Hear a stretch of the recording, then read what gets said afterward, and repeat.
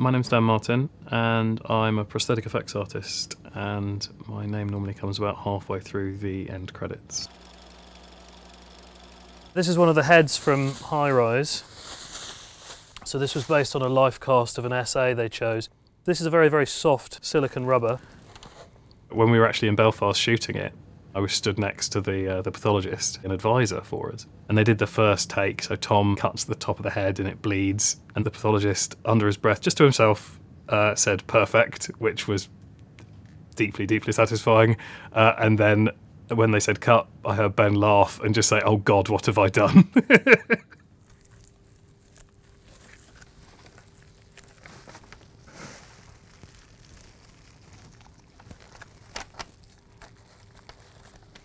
I liked magic when I was a kid, and then I discovered films, and there's obviously a kind of a correlation between special effects and magic, and the idea that this was a job that you could do was amazing, very exciting to me. There's a lot of different processes. Normally I end up doing special effects props, special makeup effects, also figurative effects. So figurative effects are basically the same as prosthetics but not on people, so whether it's a puppet body part or smashable heads or whatever, it's essentially the same skill set, so we take those on. On a massive film, you'll have heads of mould shop, heads of sculpture, heads of arts finishing and painting, you might have a fur department or a feathers department, and they're all completely separated and you won't get to see a project all the way through. I think that's one of the things that pushed me towards designing, was that I really like to be present with something from the conception through to the finish of it. Whenever a character is in their three-dimensional makeups, I tend to like to be there to apply them if possible, or they'll be sculpted on life casts. The actual process of life casting is a slightly peculiar one. I think the being confronted with your own likeness is sometimes a little bit weird.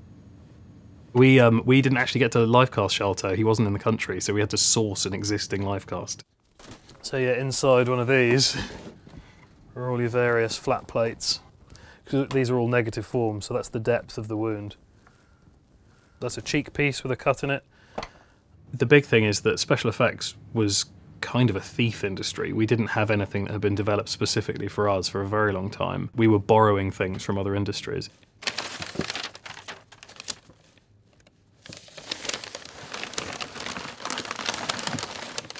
There's often a sort of peculiar zeitgeist going on in the industry. We'll get asked for a number of the same kind of thing. So we make a lot of genitals. Far too many. We did a short film a few years back called Fauna, for which we made 110. Oh, there it is. Thank you.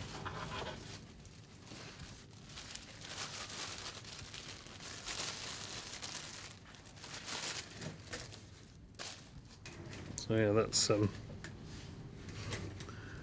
Noel's penis. It's connected to a cricket box. And then it's got this little line here, which means that when the head gets pulled off, it sprays blood. I'm lucky in that most of the things that teenage me who wanted to be a special effects artist, I've had a bit of a crack at now, and that's really fun. I really like the reaction I get from a director when I turn up with something that they have imagined and get to show it to them. So I guess the dream job is just on a film by film basis. There's always something in each project, there's one thing that I'm the most excited about.